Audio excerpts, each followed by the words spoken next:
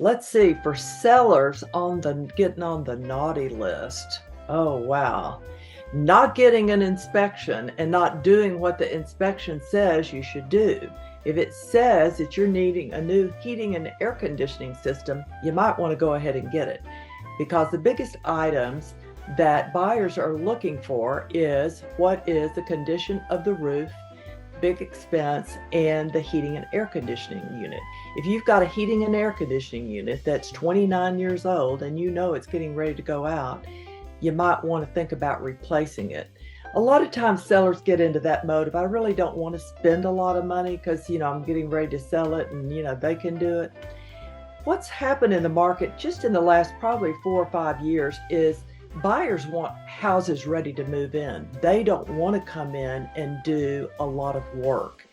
And so you've got one that is over here that really doesn't want to do any work, and you've got one over here, the buyer, that wants the work done because they want to move in and not have to do anything. So you got a marriage between the two and somehow kind of figure that out.